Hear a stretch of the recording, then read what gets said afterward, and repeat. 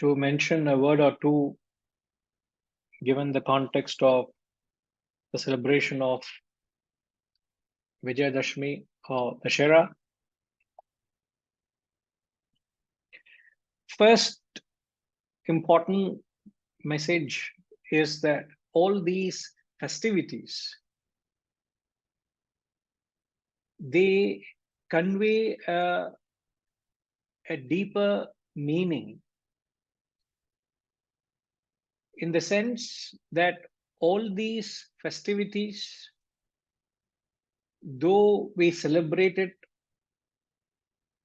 with great fervor, what we need to understand is all these are mere objective representation to a subjective phenomenon.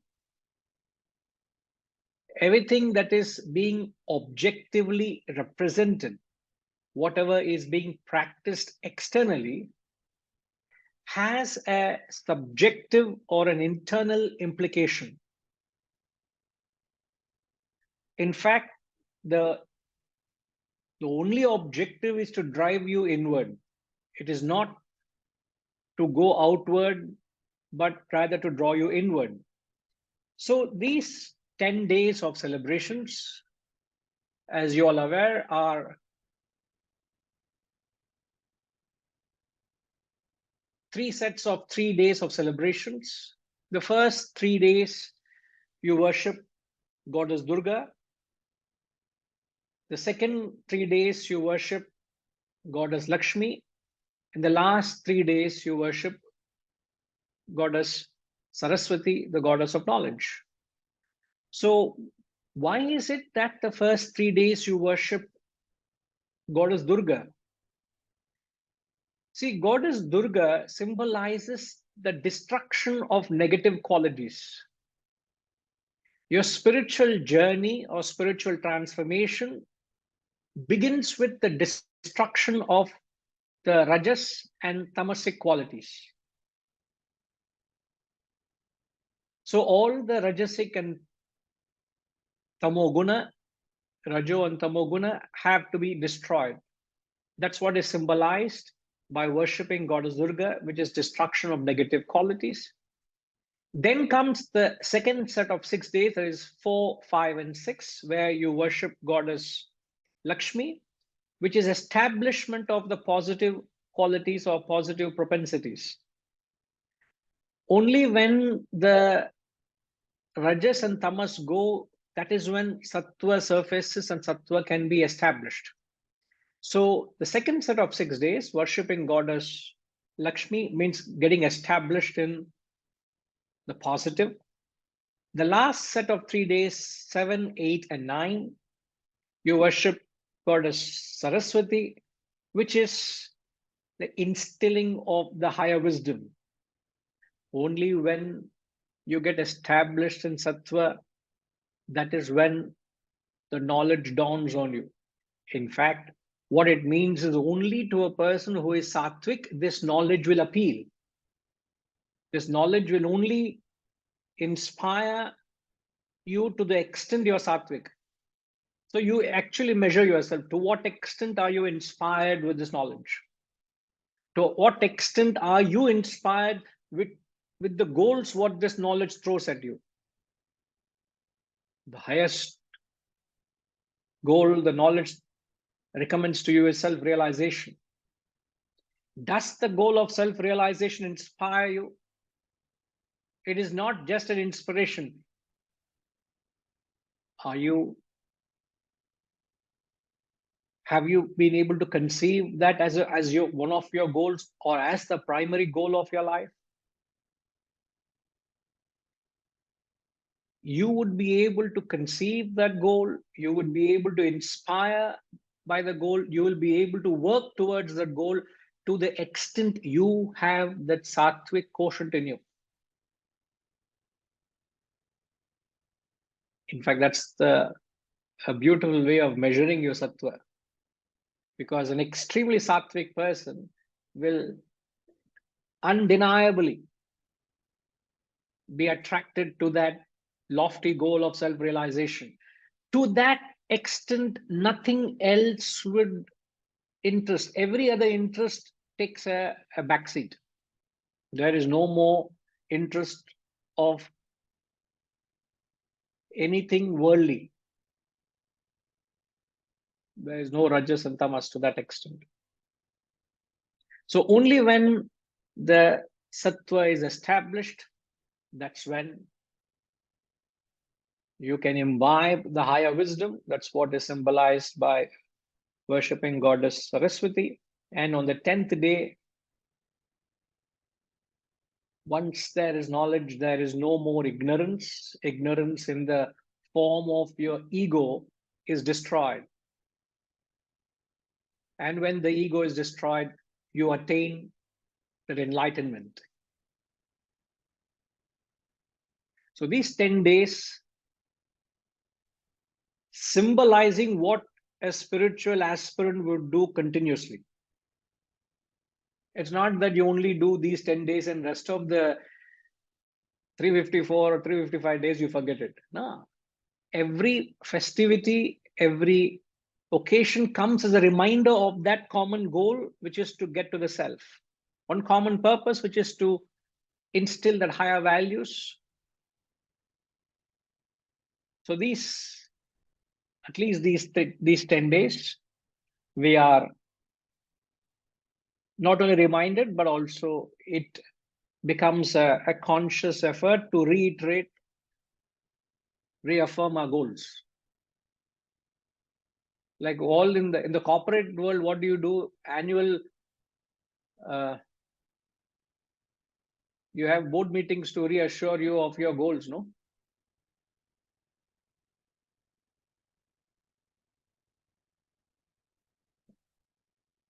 What do you do, Ramji? Yes, we have quarterly reviews, quarterly board meetings, review of the operations.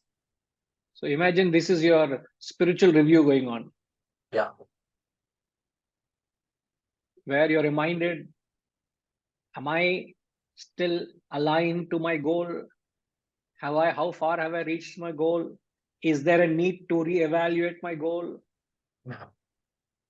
Yes. These are the opportunities to go inward and evaluate. So it's an objective representation of a phenomenon which is happening within me.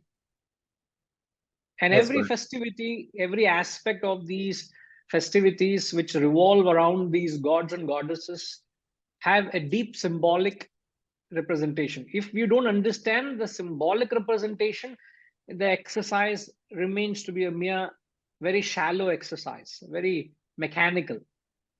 That's where we have the edge over people who mechanically do activities.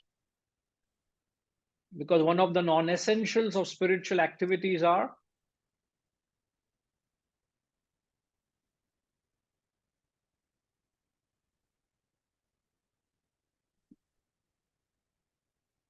there are three non-essentials in any spiritual practice, in any religion. Every religion has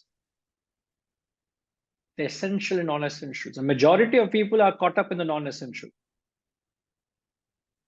So the three non-essentials in any religion.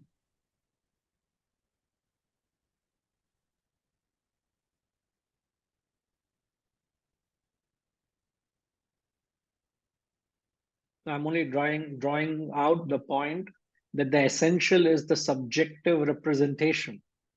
So we take every opportunity to draw what is implied in the practice so that it brings about a transformation. While I said that, I said there are certain non-essentials of religion, which is the mere shell. Is like the wrapper and the chocolate. The wrapper is non-essential. At some point, you get rid of the wrapper and you enjoy the content. The real essence of religion is the subjective representation. What is a subjective representation in the context of Vijayadashami? Destruction of negative qualities, establishment of positive qualities. Then you got to establish the wisdom, which results in total annihilation of your ego, which is what the 10 days of celebrations. If you are not doing the celebration, you will have no reaction. Sanjay, are you celebrating with great fervor? You are? Yeah, we're doing Navratri for the last week, ongoing. Not doing dance. I didn't mean of the dance. No. Well, there is dancing, obviously. I know. Yeah. I know. That's why I was getting the non-essentials is a long list, not 3.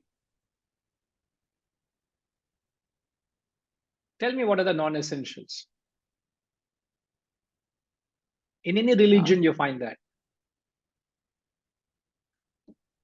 I don't know if this is the exact answer, but it feels like it's the outward things. It's the things that just satisfy your desires in the external world. I don't know if this is where you're going with it, but it's that celebration just for the sense of having fun rather than anything deeper. That's a non-essential. Then they are not the serious seekers.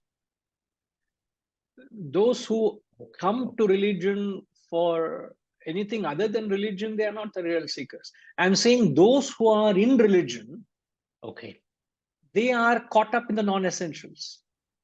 And the majority belong that side. I'm talking of those who are practicing religion, who approach religion with great earnest. Those who come for other reasons they are not interested in that transformation.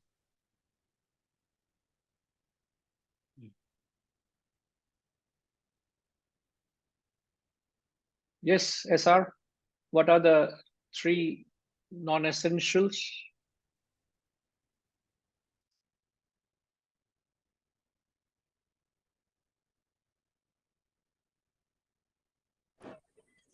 In my view, one of the non-essential, Guruji, conducting elaborate pujas, ceremonies, programs, and chanting mantras very mechanically without understanding the basic meaning of that. And all these actions are more of extrovert. Nothing is going inside.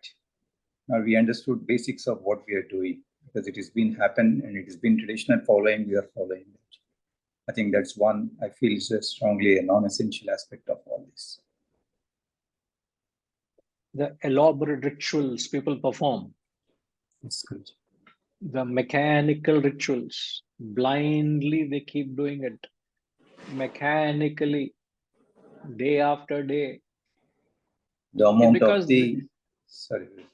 Yeah, please. The amount of the decorations which we give, the amount of money you spend, the amount of architecture you create, the amount of publicity you create of all these programs.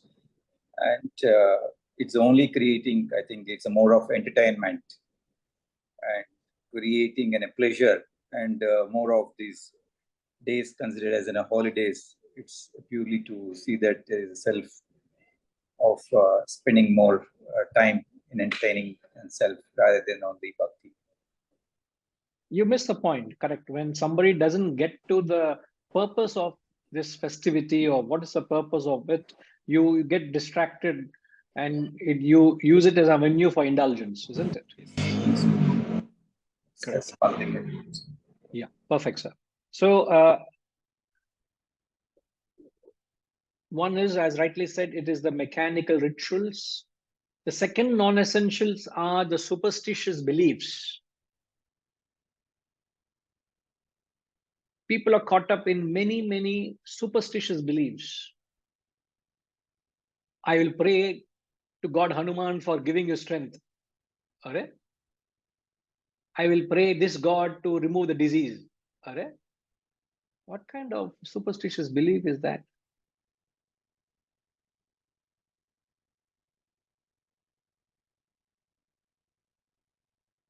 They have just objectified a particular power in nature with a deity so that they're divinizing it. That doesn't mean you You run behind it.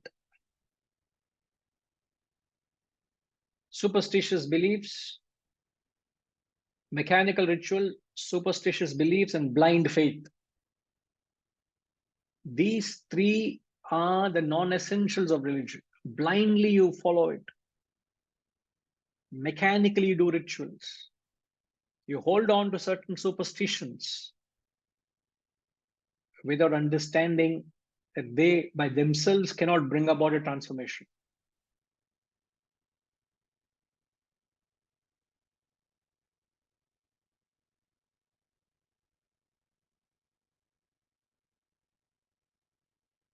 So the festivity is only to remind you, don't get into the non-essential, rather take up the essentials. All right. So just thought to mention a word or two on that. Now we'll get back to the text. We'll chant verse 39, please.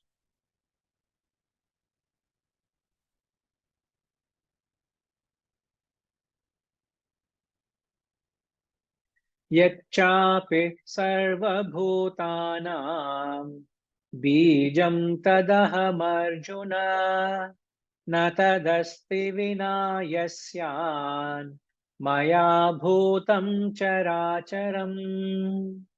Yacchapi sarvabhutanam bijam tadaham arjuna na tadasti vina yasyan maya bhuta characharam.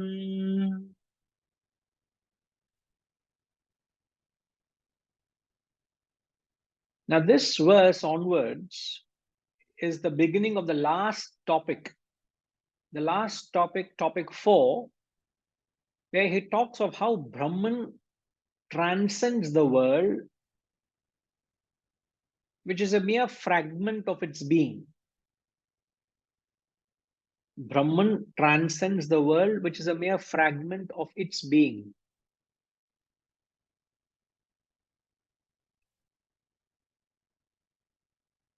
Now here in the verse he says, and also I am that which is the seed of all beings. Bijam sarva bhutana. Of all beings, I am the seed, he says. Arjuna, there is no being moving or unmoving which cannot exist without me. Chara, achara. Chara is moving, achara, unmoving.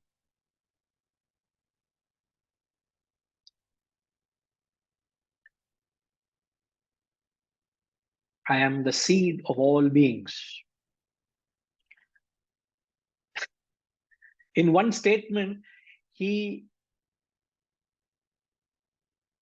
goes one step, one leap of all what he said.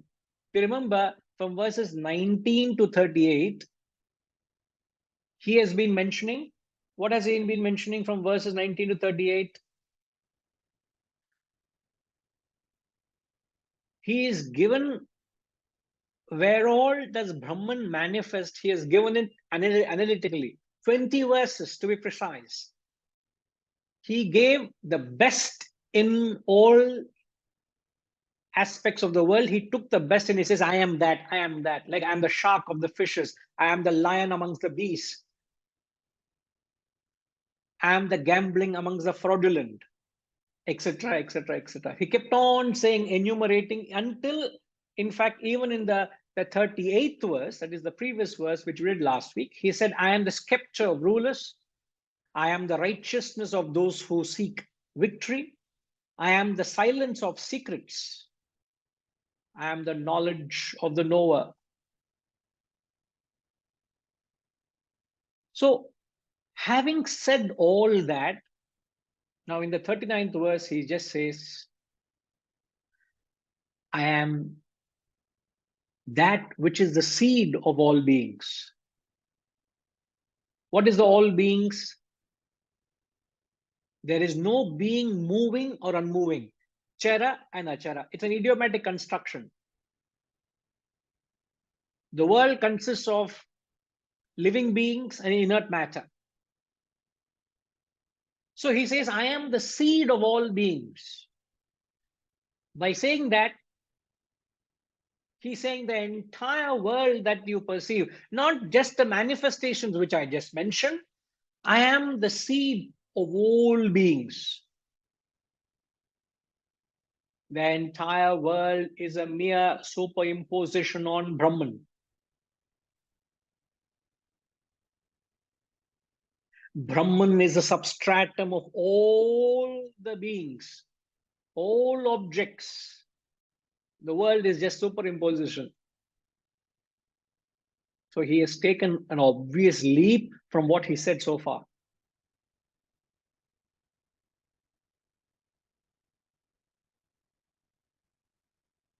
In effect, he's saying, I am everything.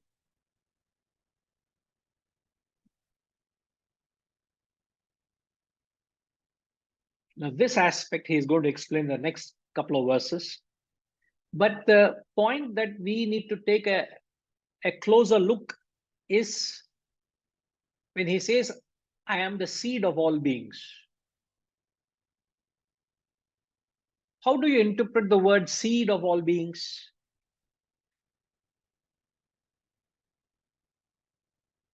Bijam. When he says, I am the bijam, the seed of all beings, obviously it is not to be understood like the seed and the tree. You should not understand it as a seed and a tree.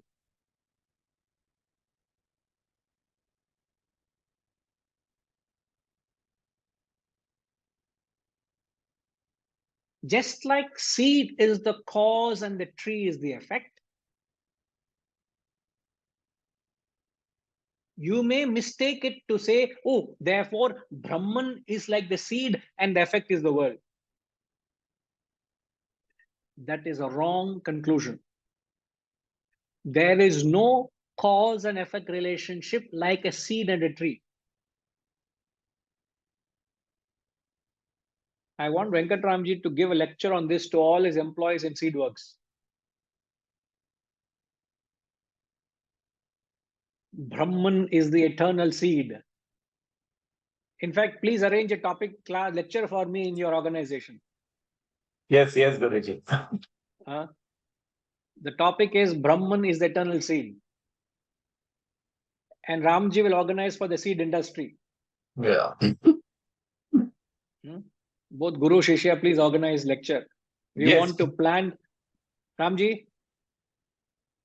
seed industry we want to address and say Brahman is the eternal seed. Then all our businesses will close down. Guru. No, after that, we both will not be there. We will only join you now, fully. No, you think I am so incapable? No, absolutely. Yes. Then why, what are you saying? You mean to say the Brahman is the eternal seed, has no substance, is it? No, it has all the substance, sir. When there is an eternal seed, what is the need for the manifested seed here? Correct. So what is the need for a manifested seed when you have the root seed itself?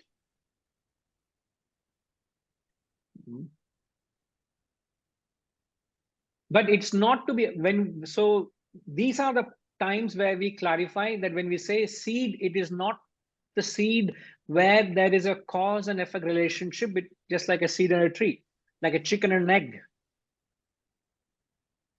Yet Brahman, he says, is the substratum, is the cause for the entire creation of the world. So what is the relationship between Brahman and the world? The origin. Yes, it is the origin. If we go back In to what our way? original, if we go back to our original concept that ignorance of Brahman is the world. So is this the same meaning here also, Guruji? It is.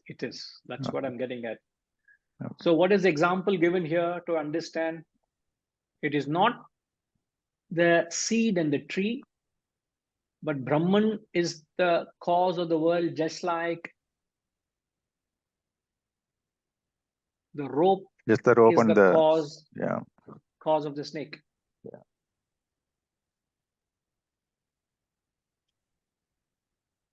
Just like the rope is the cause of the snake, Brahman is the cause for the world, is the seed for the world.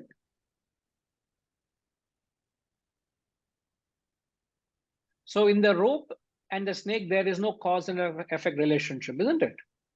Yeah. There is no cause and effect.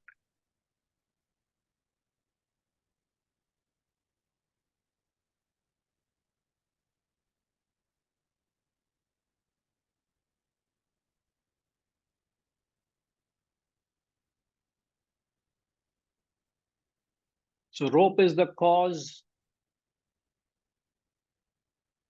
and it is the seed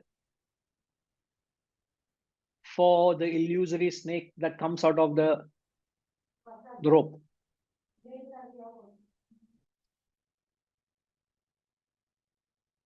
The rope is the cause, and it produces the illusory snake out of it. Similarly, Brahman is the cause out of which arises the illusory world. In that sense alone, one must understand that the Brahman is the seed of the world. So the illusory world appears to us because of Brahman supporting it. Just like the illusory snake appears to us because the rope supports it. If there was no rope, there wouldn't be an illusory snake. Exactly the same way, the world that we perceive, which is illusory by nature, would not come to the forefront without the Brahman, the substratum supporting it. So you got to bring in this concept to understand when he says, I am that seed of all beings.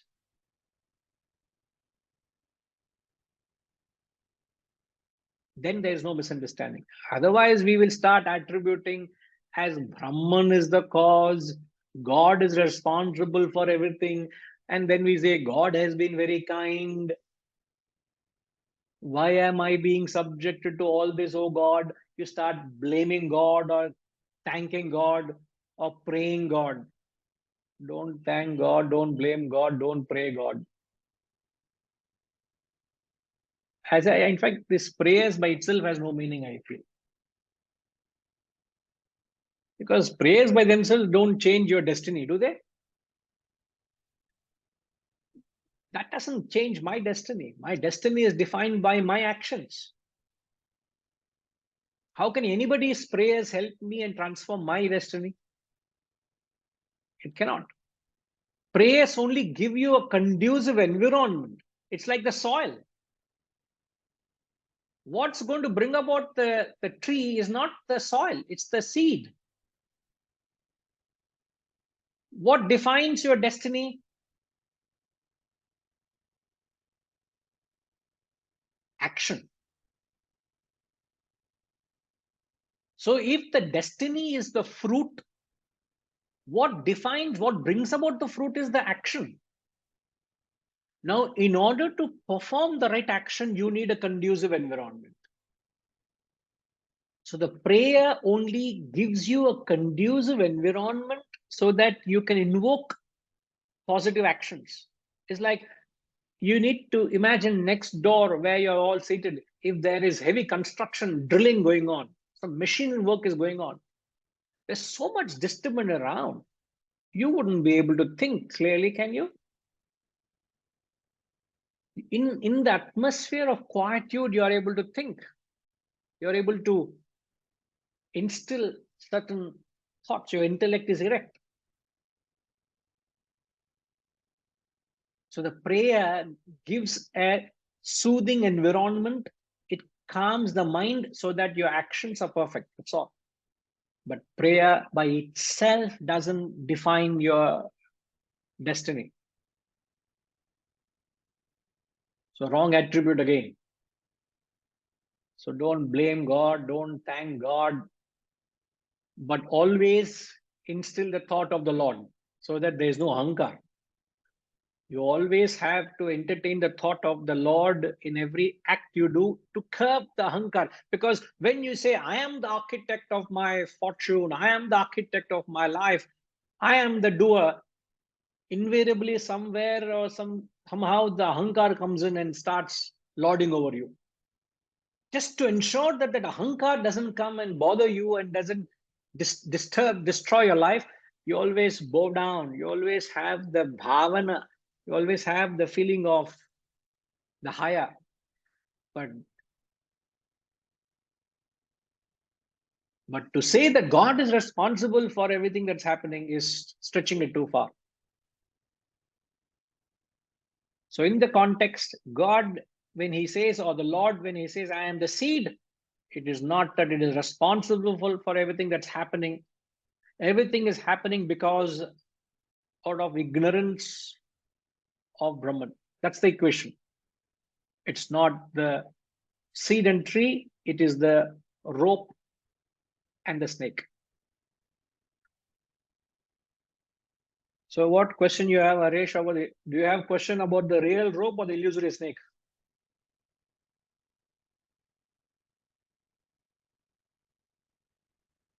No, Guruji, just have a question on when you said that what defines our destiny is action. But do thoughts and speech also define our destiny, Guruji? Or is it just action per se? Or that comes under the same purview of thought and speech as well? The right thought or the wrong thought, and the right choice of words and the wrong choice of words when we speak and address the world with our thing. I'm just in this context of the destiny part. You could take it broadly as well. Okay. You can take it thought and speech, but ultimately it is your, if you can take even speech as an action, like I'm speaking now. Yes. It's an action. In fact, speech is an organ of action. Yes, correct. So collectively you can take even, in fact, what backs an action is a thought. So thinking also is an action. Thinking also incurs karma. If I think ill of a person, it incurs karma. It creates my destiny. So in that sense, it has certain consequences. Yes. Yeah. Yes, Sanjay. Guruji, if we're saying that Brahman is the cause of the illusory world, yeah. So then that's the definition. If someone asked me previously, what is the cause of the illusory world? The answer I would give is Maya. So where's the... Now, could you come again, please? I heard that Brahman is the cause of the illusory world because we're trying to get away from the notion that of the seed is the cause of the tree. So we say that Brahman is the cause of the illusory world. Who said that? Oh, this is how I understood this. So thank God. Okay, good. You are safe. You are safe now. Okay, so what? If you said I said that, I would have released an ICBM from here. No, this is this. Better. Thank God you're saved. It is your understanding. Yeah. Sanjay, yeah. How can Brahman be responsible for the world? It's like saying snake is responsible for the rope is responsible for the snake. A rope is not responsible for the snake. It is the ignorance of rope that is responsible for the snake. You have mistaken the rope to be the snake. The moment you see the rope as a rope, there is no more snake. Similarly, the moment one has the cognition of Brahman, there is no more illusory world. Just like, why do we have to go to the extent of Brahman and the illusory world?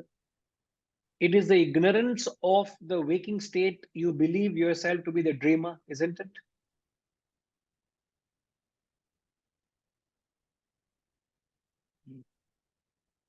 You don't know that you are Sanjay as a waker. You're dreaming yourself to be Thomas in the dream, to be somebody else.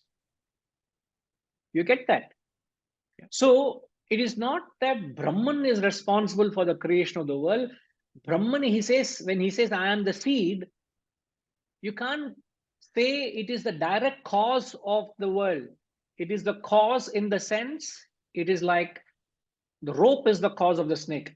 So it is a cause and yet it is not a cause. Therefore, they say Brahman is the causeless cause.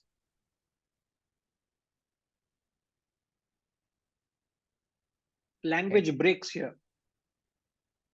But all what I'm saying is, to your statement, it is ignorance of Brahman that has created the world. That's all. Okay. Ignorance of Brahman is the cause. Okay. Ignorance Fine. of Brahman. Yeah, that was my. Yeah.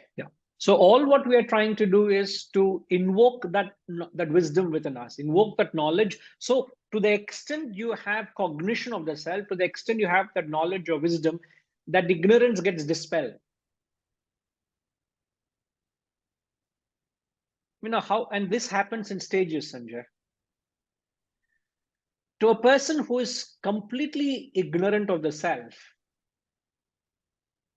what is his relationship with the world?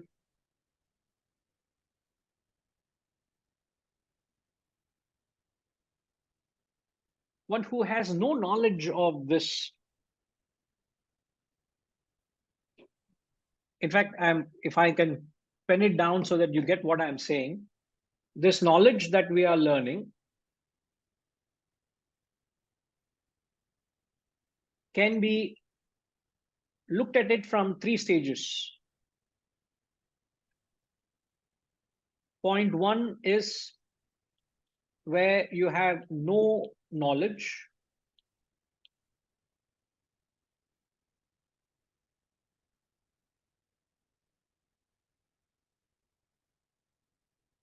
Second is when you have partial knowledge.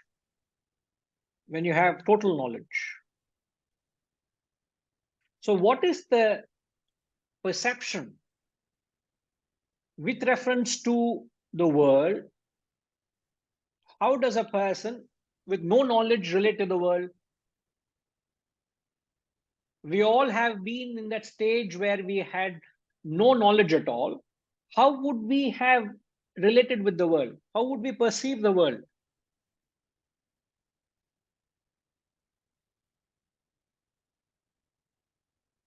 Any idea, Sanjay?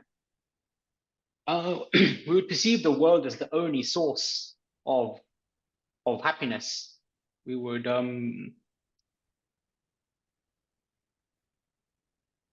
it would be something that we use.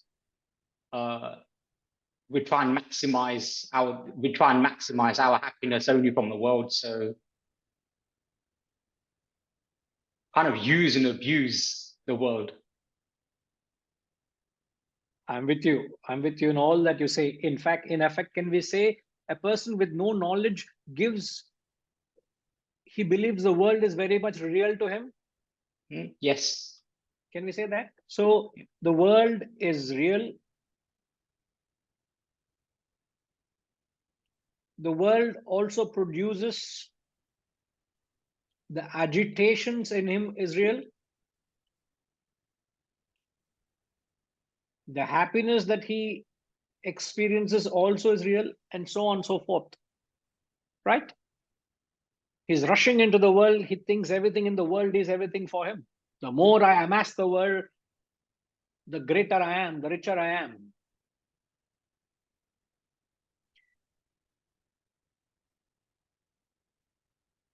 Perfect, Sanjay.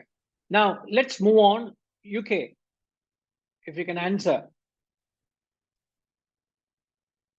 One who is, perhaps we can say we all are in the phase where we all have partial knowledge. Right, Ma? Yes. Yeah. So a person with partial knowledge, how does he relate to all what the world is throwing at him? Means we're all developing that kind of a little wisdom to keep us away from the world. We are struggling to do that. At the same time, we are facing the world, and whatever it throws at us, we are trying to, we are trying to enjoy it, or we are trying to deal with it, Guruji. In short, how are you dealing with the world? With partial vairagya. Okay. Partial vairagyam. Anybody else?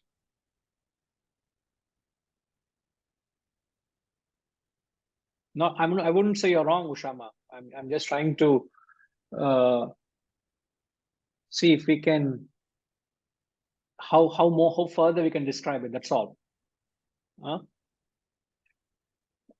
Pritima?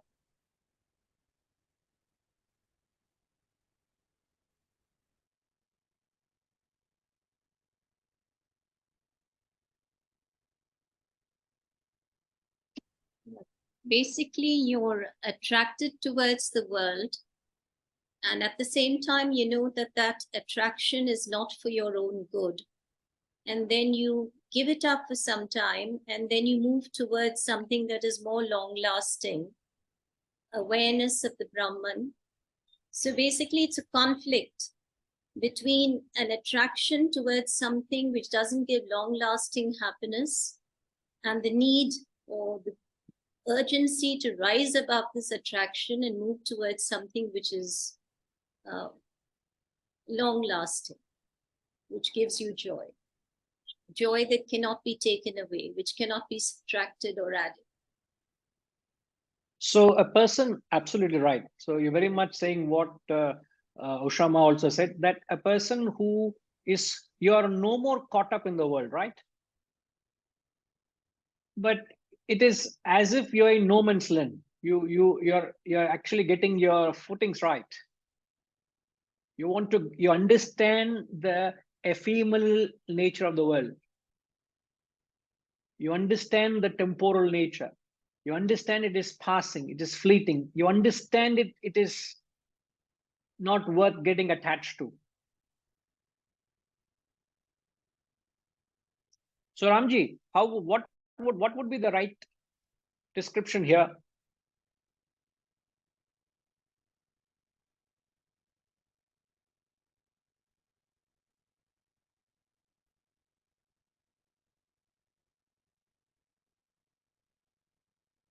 So, I mean, if the first one is real, this is a bit, you are in between real and unreal. Partly real. Partly real, yeah. In It is fact, actually in the stage of- phase, sorry sir, if I can use the word here, at the phase when you have no knowledge, you are actually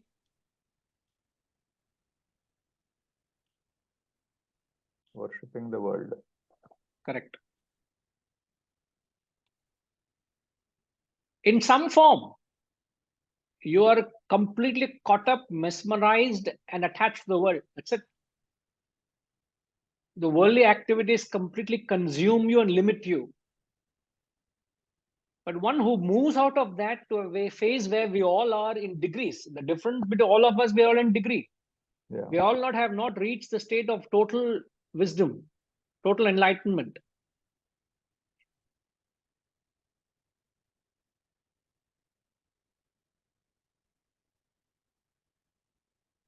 So we are all in the state where You're partially detached from the world.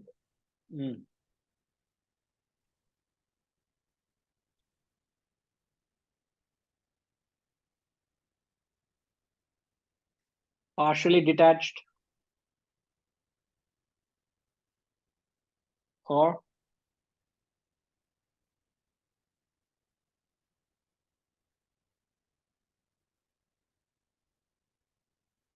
you understand, as I've said, the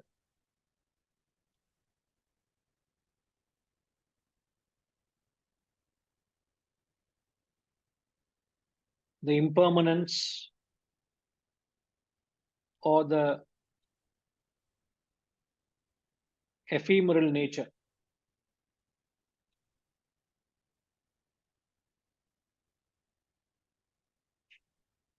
I like what Annapurnama said. We end up gratifying the senses with a guilt. So how would you say a person with no knowledge, no guilt at all, he is only worshipping the senses, he is indulging in the senses? So it is trying to get ourselves liberated. It's interesting, the fact that you put it this way, it makes us think very originally, very differently. Now, one who gets to the point of total knowledge, Sanjay, here we would say the world is Maya. He knows the world is unreal. He's established in that fact or truth.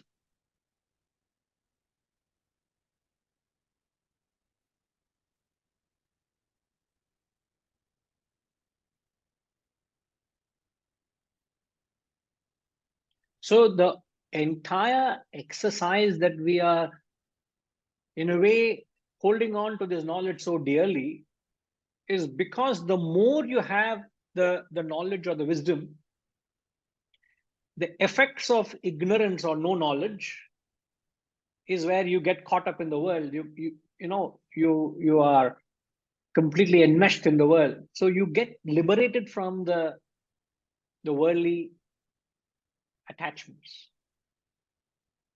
This transformation, you see actually this transition happening in you. You go through this phase. And in this, in fact, you put it, you can do a very thorough self-analysis through this process as well. Find out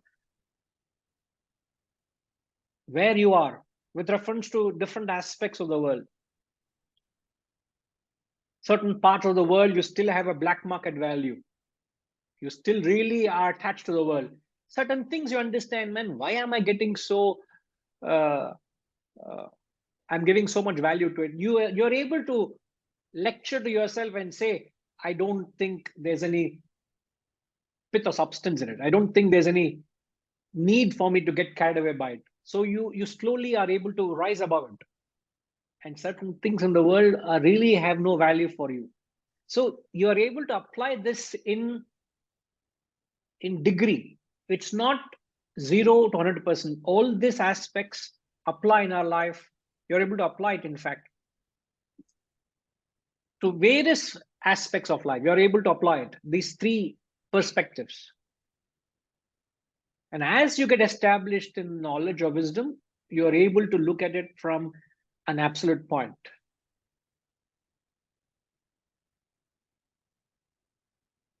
That is, I want to put this, Sanjay, to clarify to your question. How is the world born out of ignorance? The world is real to me because of ignorance of the higher ignorance of Brahman. Where you have no knowledge of Brahman, the world is very much real in that sense. Okay, welcome.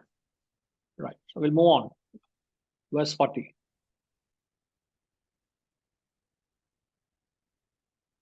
Nantosti mama devyanam vibhutinam parantapa yesha tuddheshata proktaha vibhutervistaro maya. Nantosti mama devyanam vibhutinam parantapa yesha tuddheshata proktaha vibhutervistaro maya. There is no end to my divine glories. O Parantapa, another name for Arjuna. This is but a brief statement by me of the extent of my glories, the extent of my manifestation. It is just a brief statement. He's referring to 20 verses. Half the chapter he spoke, and he said half the chapter he says is only a brief statement. And God, he only gave a brief statement. Imagine he gave a detailed report. It will be 3-4 chapters, including not only the audience, the teacher also will get tired. There is no end to my divine manifestations. There is no end to my divine glories. It's only a brief account of my glories, which is true, isn't it? There's so many infinite things beyond that was captured in those 20 verses. Because everything in the world is me. What he captured was only brief. So he's only saying, what is the message here? You have got stuck. Don't get stuck to the manifestations.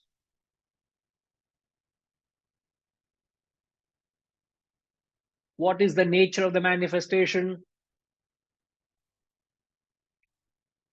You can take the answer to this question from what we said in the previous chart I just put. The message he is giving to Arjuna is don't get stuck in the mere manifestations, man. Go beyond the manifestation. Now the question is, what is the nature of the manifestation?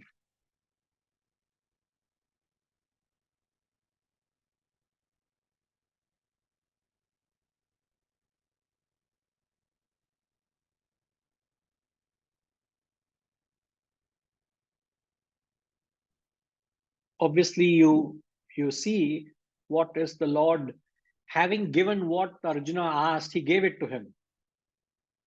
Analytically, he explained where all he is. Having given, he says, what is the use? This is just a brief statement. Why are you just stuck in just this few concepts? Understand my real grandeur. I am the very substratum of the entire world. You get it? Now, my question is, the manifested world, what is the nature of the manifested world?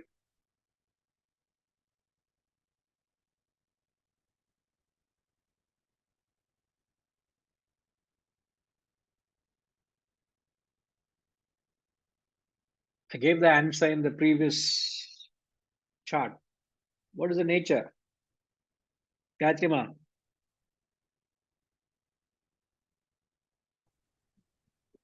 Nature is changing, that is happiness, agitations, and all those things which you gave. I gave something more than the other than that also. Yeah, partially then you gave, then the totally it's Maya.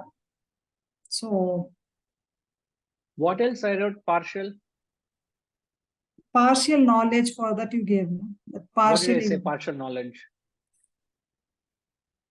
ephemeral, this thing is ephemeral. அந்த ஒரு வார்த்தை சொல்லல. Everything else you said. What is the nature of the world? Perishable.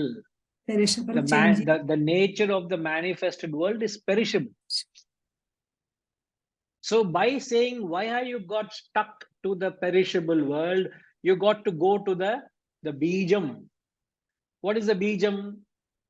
The bijam is substratum of all, which is imperishable. See, where he's trying to, having given what he wanted, he's saying, go beyond that and seek something beyond it, which is the very substratum.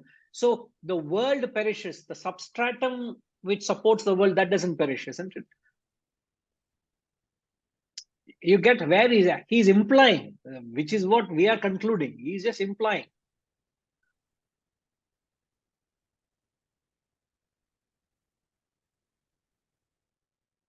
So he is saying that true Brahman is beyond the perishable, beyond the imperishable. It is that Uttama Purusha. You don't get, now you're objectifying God to something in the perishable world and say, God is Amman, God is Balaji, God is Krishna, God is Jesus, God is Christ, God is Allah, God is Ganesha, God is that. Man, you're just objectifying some manifestation. God is beyond the manifestation. Entire thing in the manifested world is perishable. I take a piece of the world and say, this is God. What am I worshipping, man? How shallow is your thought? They're saying, go beyond it. Get attuned to that Uttama Purusha. See Brahman in everything. Can you imagine what would be that state where you're able to see Brahman in everything? Staggering, isn't it? You're not able, I don't, in fact, I don't know whether you can relate to that fact that everything around me is Brahman.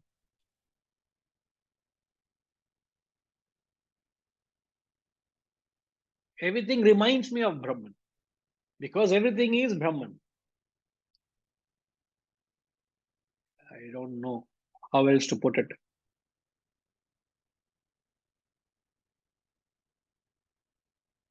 Never mind. 41. Yes, ready, Garu?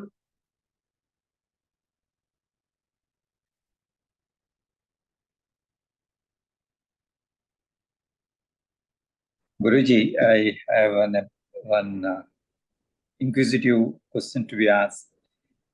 It's more about having you understood what's been happening across. And I consider you being a little elevated than we are in the learning phase. How are you coping up what's been happening? When you say Where? things, whatever may be, because you know things are happening absolutely in a tandem.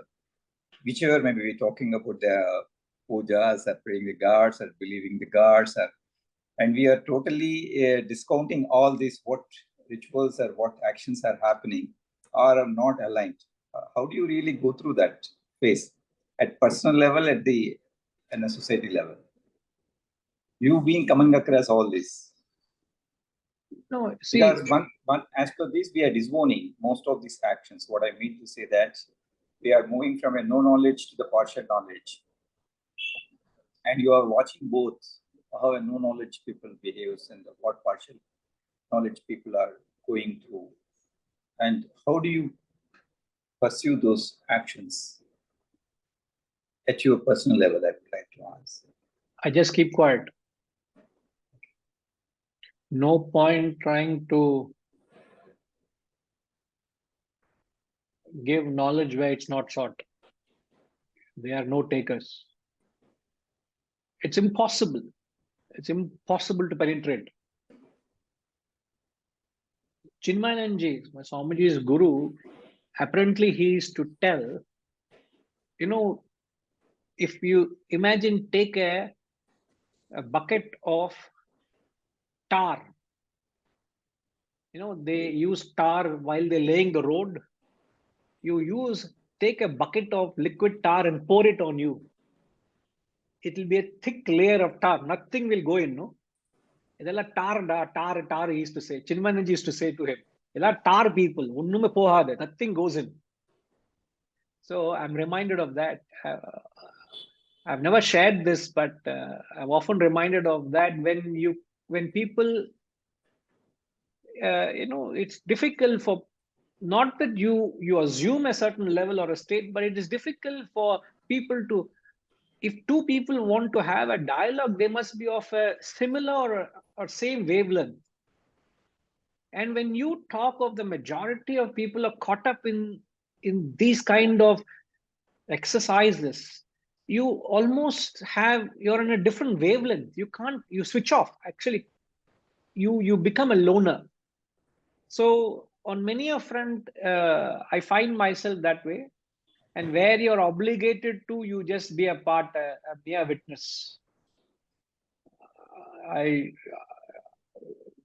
Because the possibilities you will be misunderstood.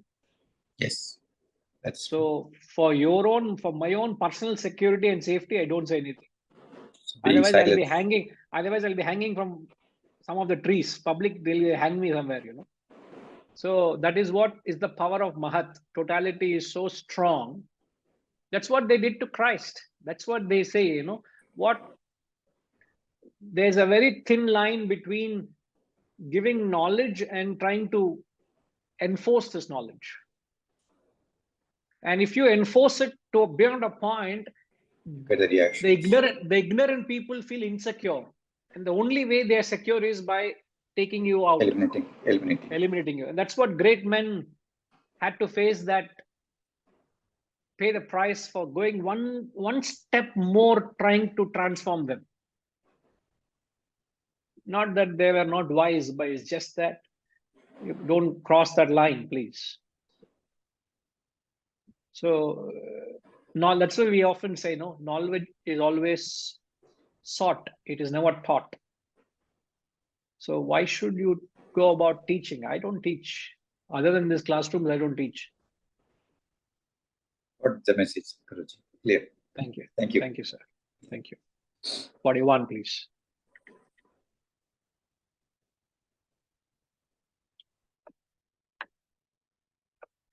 Yadhyadvibhutimatsyattvam Srimadurjitamev va tattadevavagachatvam mama tejosha sambhavam yadhyadvibhutimatsyattvam Srimadurjitamev va tattadevavagachatvam mama tejosha sambhavam.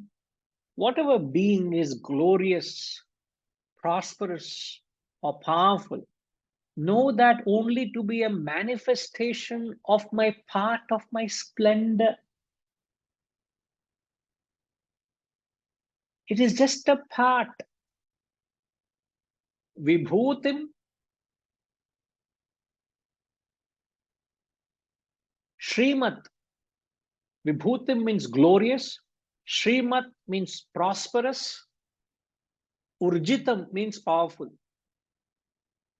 Whatever being, now he is referring to the 20 verses where he enumerated, whatever being is glorious, prosperous, or powerful, know that only to be a manifestation of my splendor. All the spectacular and the exceptional expressions that he spoke about from verses 19 to 38, as we learned, they are easy to locate and identify because he catered to the lowest class of people, which Arjuna belonged to.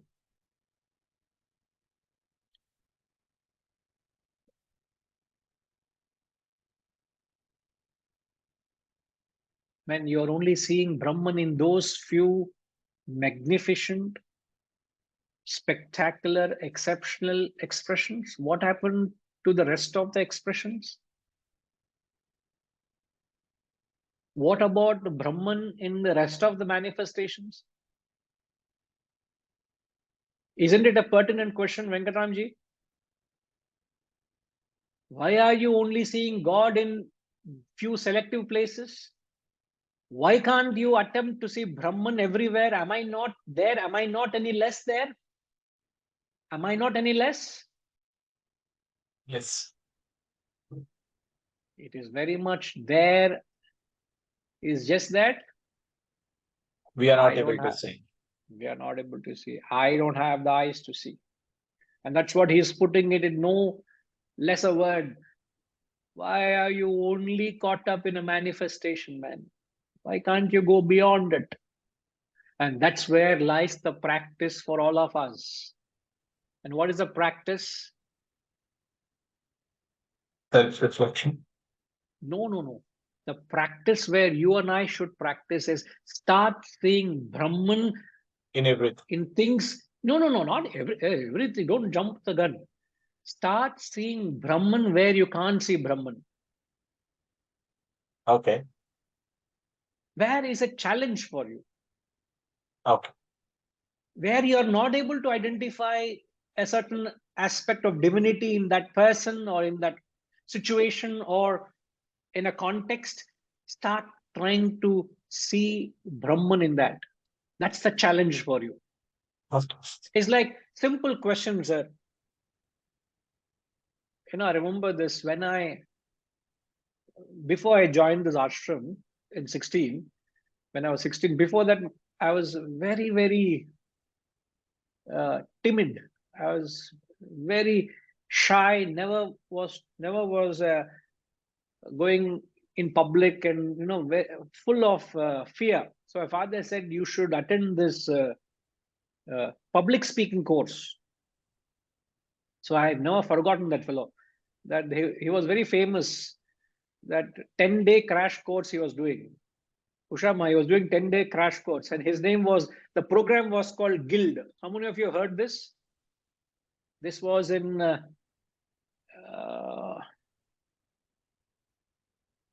89, 90, 89.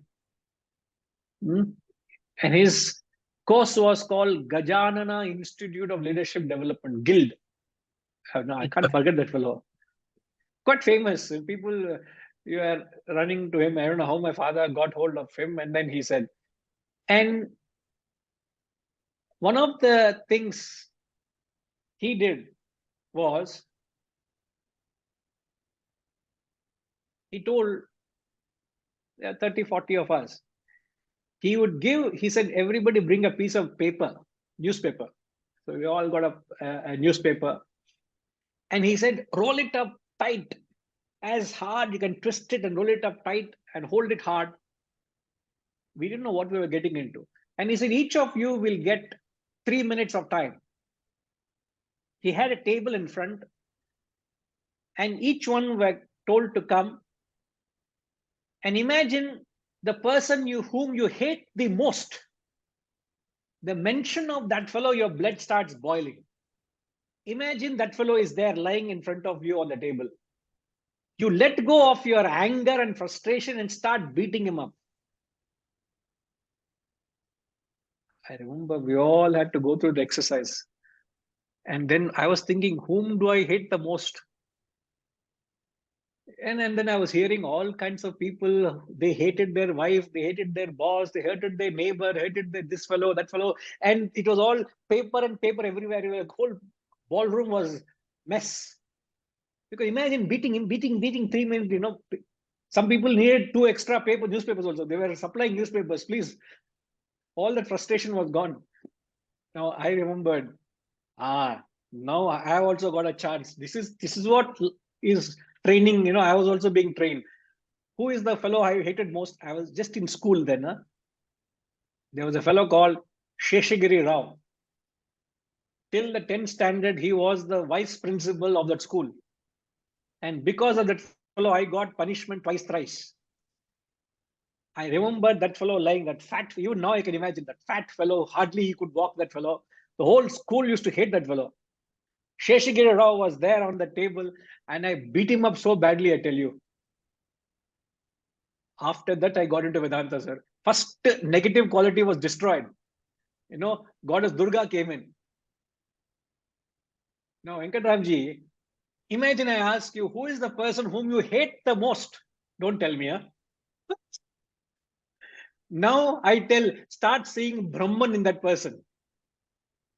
A little challenging. How can I start not even loving? You're saying, see God in him. See divinity in that person. Not seeing divinity in your puja room, not seeing divinity in your parents, in your children, but see divinity in a person who is a real thorn in your flesh, who challenges your ego every day and day in and day out at work. See divinity in him. That is the real quality we all can practice. That is what he's saying to Arjuna. Why are you caught up in only trying to see Brahman in only certain glorious manifestations? Am I not beyond that? When he says that to Arjuna, he's telling to each one of us that real test is to start seeing Brahman beyond what you're able to comfortably see. You're able to see in certain things, in certain people, in certain situations. Beyond that, you're not able to see God. Extend it. I tell you, it can be a real sadhana. Because it's not that Brahman is not there, it is just that I don't have the capacity to see. Brahman is not any less. Please understand that. Brahman is all pervading. The same divinity that you may invoke, the divine feeling, if you get standing in for those few seconds or a minute, you may stand in front of Lord Balaji in Tirupati. Or you are seeing, you go to Mansarovar, or you go to Vaishnavi Devi, or you stand in Rishikesh, or any of these holiest of places. Brahman is not any less right where you are. So you got to invoke that feeling. That is precisely what Arjuna is being said. It is just a part of my splendor, man. It's only a mere fragment of my being. My Tejas is splendor. It's just a part. So he's actually giving it a great lift. And in that lies a practice for all of us.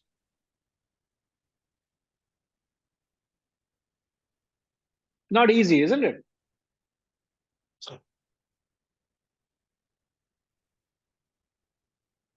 Certainly not easy. But there is no reason for you to hate the world. That's all we are saying. Whatever the world dishes out to you, it starts. How do you get to that state of seeing Brahman in it? There is no reason for you to engender or justify any animosity towards that person or that community or society. You cannot engender or justify any animosity towards a particular community or religion or caste or situation or person. That only means you will not be able to identify God. Impossible. So first start seeing a common factor. First negate the animosity, start seeing common factor, ultimately see Brahman there.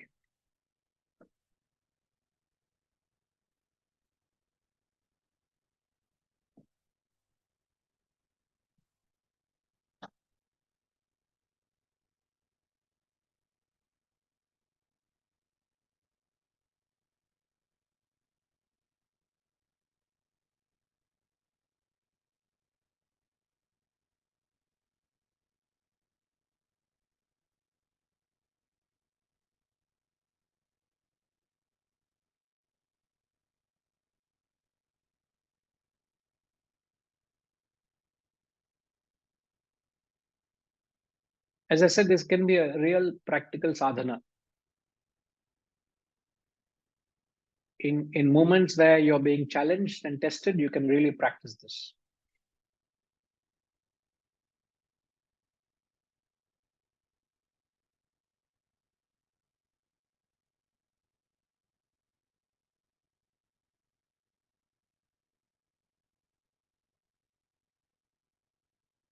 Now, I'm trying to mentally frame a question so that we all can think and ponder over it.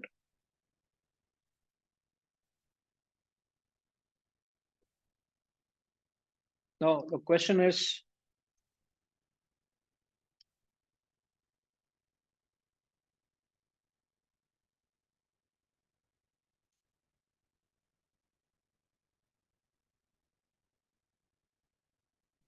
what is the LCM to counter the animosity to the world? LCM is the lowest common multiple. What is the LCM? Okay, you can add there, what is the LCM you can practice? What is the LCM you can practice to counter the animosity to the world? And the question has to be answered from a relative standpoint.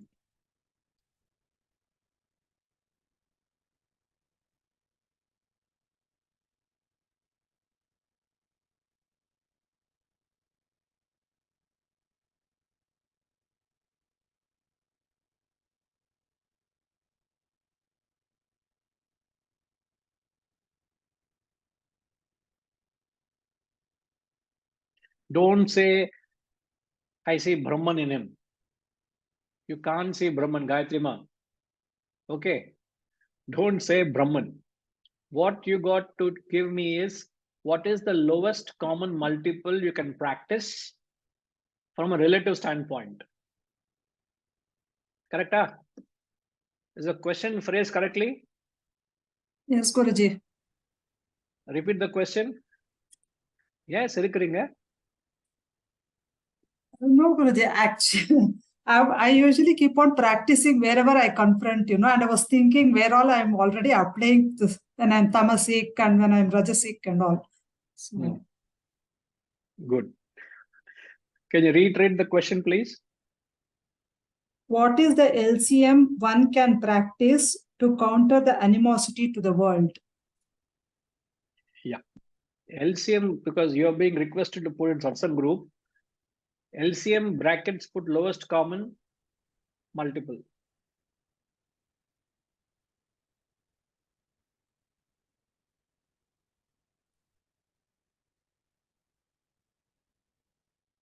The question clear, Ramji?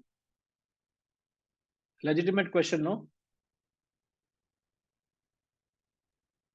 It is a very relevant question, sir. In a highly polarized world today, I think this is a very relevant question. We see so much hatred everywhere being spread. And I think this is a very important question which one must address. That's why I paused a moment to see how to capture that,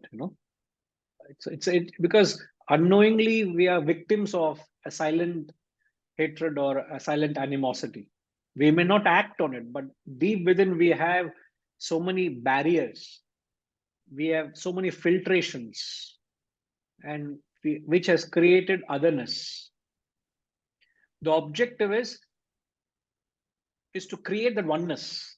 The ultimate oneness is we all Brahman. We are not there. That is ultimate knowledge.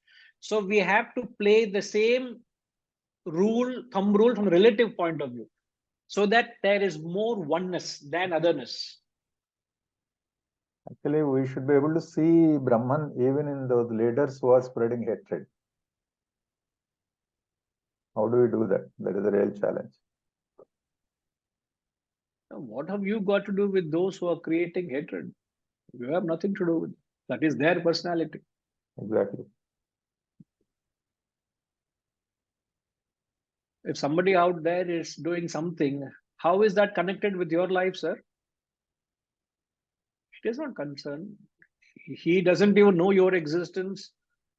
You may only know information of what he is doing. So there is no connection. But I'm talking of those who are directly involved with your life and a thorn in your flesh. Correct. We have to be more concerned of people who play a role in our lives. Because these are the challenges we are going through day in and day out. And if we don't create that harmony in the world that we are living in, how can we start embracing the world where we don't know it exists? Many things. Now, how can I accommodate what's happening in Palestine and between Israel? Now, the thought that you hear so many innocent people are dying, a hospital is being bombed. And last week, when I was in the hospital, I was telling this to Vaishnavi. Imagine right now a hospital is bombed. 500 people who are being treated are just blown up into pieces. It just, your heart, you got to feel, not whether who is right, who is wrong here, but you got to feel this is inhumane. So in those lines, as you rightly said, it's a very pertinent question to a pertinent concern we all are being subjected to. Okay, sir. So we'll come back to discuss this question. Okay. Om Purnamada Purnamidam Purnat Purnamudachyate Purnasya Purnamadaya Purnamevavashishyate. Om Shanti Shanti Shanti. Harihi Om. Shri Gurubhyo Namaha. Harihi Om.